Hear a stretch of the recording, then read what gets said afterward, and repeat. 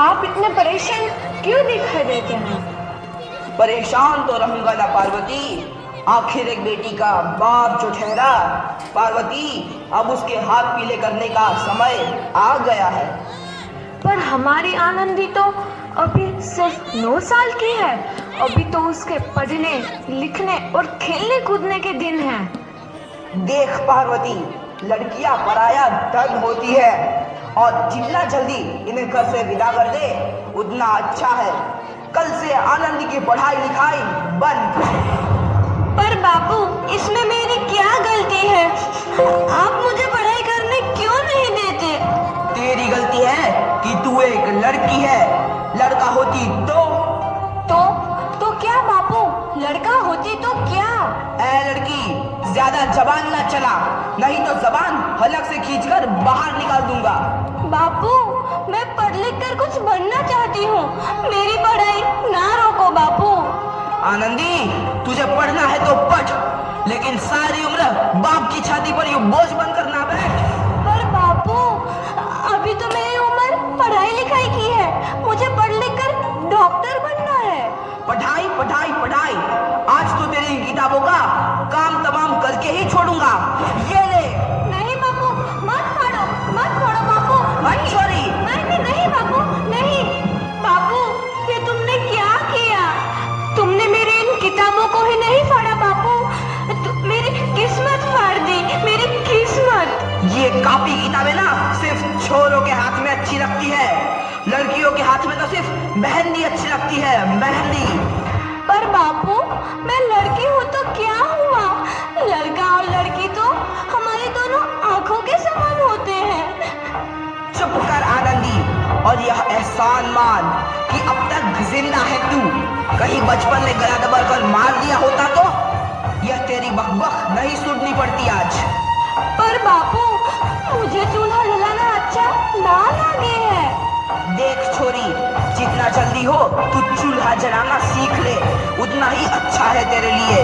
और हाँ, तेरा ब्याह तो होगा, वो भी कल के कल। अबला जीवन है तुम्हारी यही कहानी। आंचल में है दूध और आंखों में है पानी।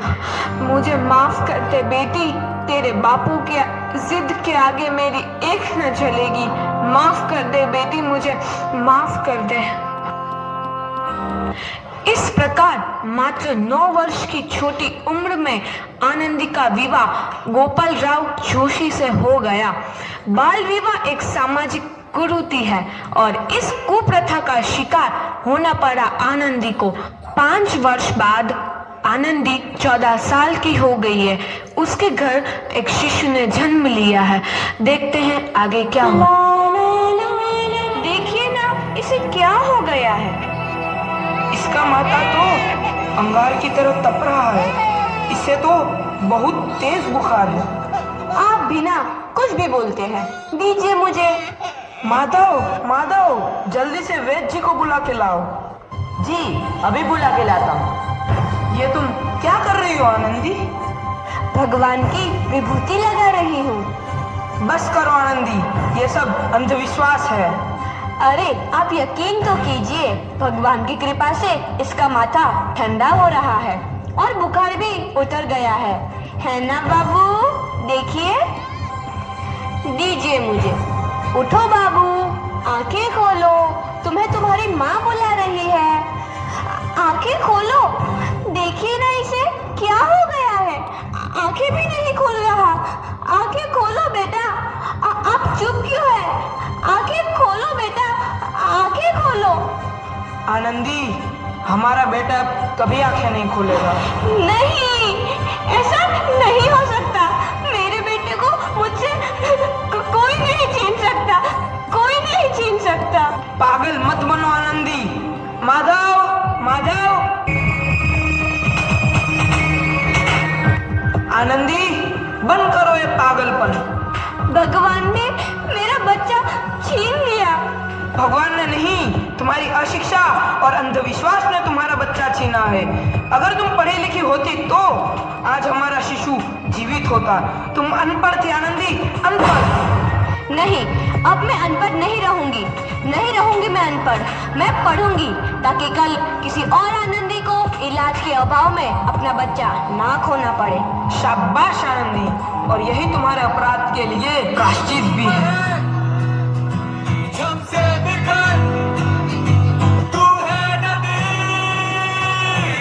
आनंदी, तुम्हारी 12वीं का परिणाम आ गया है। तुमने पूरे कॉलेज में प्रथम स्थान अर्जित किया है।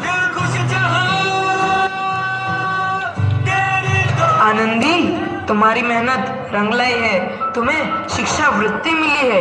ये लो तुम्हारे अमेरिका जाने की टिकट। मुझे शिक्षा वृत्ति मिल गई, मैं अमेरिका जा रही हूँ। पर ये सब मैं अकेले कैसे कर पाऊंगी? आनंदी, अपने आप को इतना कमजोर क्यों समझ रही हो? फिर इतना पढ़ने लिखने का क्या फायदा? तुम अभी गवार की गवार नहीं हूँ मैं अब गवार।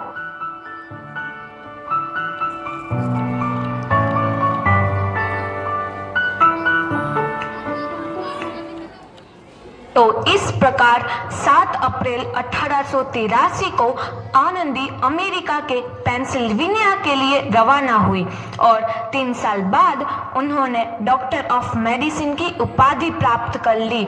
इधर आनंदी के पिता की तबीयत बहुत खराब है। आगे क्या होता है देखते हैं।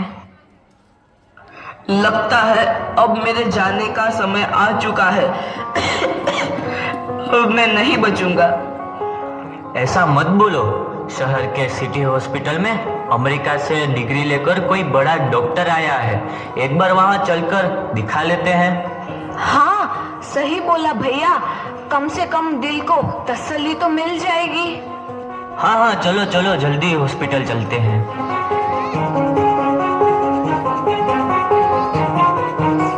इस मरीज की हालत तो बहुत ही खराब है। कोई चमत्कार ही इसे बचा सकता है। ऐसा मत बोलो भाई। डॉक्टर साहब कब तक आ जाएंगे? लो आ गई डॉक्टर मैडम। डॉक्टर मैडम जल्दी देखिए, मरीज की हालत बहुत ही खराब है।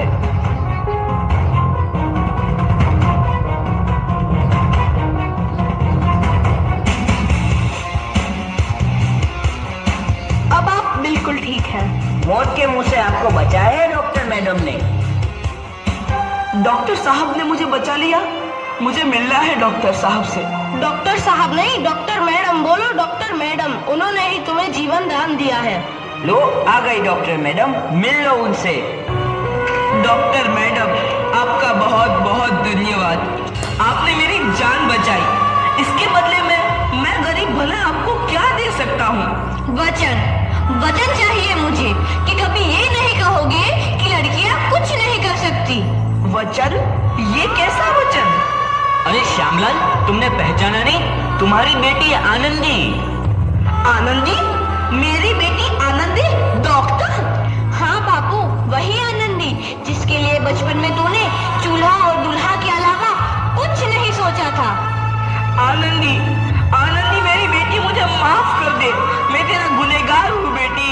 नहीं नहीं बापू, वही आनंदी जिसके हाथ पीले करके तुम उसकी सारी जिंदगी काला कर देना चाहते थे। माफ कर दे मुझे मेरी बच्ची, माफ कर दे। मैं तेरा अपराधी हूँ मेरी बच्ची, माफ कर दे। नहीं बापू, मैंने तो तेरा एहसान चुकाया है। याद है ना अपना एहसान जो बचपन में तुमने मुझ पर किया था? ताने सुना सुना कर जीते जी मार डाला था मुझको। अब बोल, और किस किस को मारेगा? आनंदी बेटी, मुझे माफ कर दे मेरी बच्ची। मैं तेरा गुनहगार हूँ। बापू, आपने ही तो बोला था किताबें सिर्फ बेटों के हाथ में अच्छी लगती है, बेटियों के हाथ में तो सिर्फ मेहंदी। बेटों और बेटियों में फर्क करना तो आंखों में फर्क करने समान है। एक का पढ़ना और दूसरे का ना पढ़ना सामाजिक अंधकार है बापू, सामाजिक अंधकार। उपकार मांगता हूँ मैं तुझ जैसी बेटी का, जिसने सारी उम्र मुझसे कुछ ना मांगा तो सिर्फ बराबरी का दर्जा। वरना सच तो यह है कि मैं तेरी माफी के लायक भी ना हूँ। मुझ जैसा बाप तेरी बराबरी कर सके उसके मैं लायक भी ना हूँ मेरी बेटी, लायक भी ना हूँ।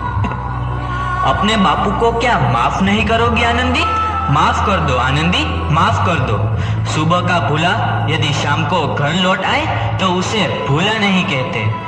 बापू, तो इस प्रकार आनंदीबाई जोशी ने अपनी मेहनत और अटूट इरादे से न केवल भारत की पहली महिला डॉक्टर बनी, बल्कि आगे चल के उन लड़कियों के लिए सुनहरा रास्ता दिखा गई जो जीवन में कुछ करना चाहती थी।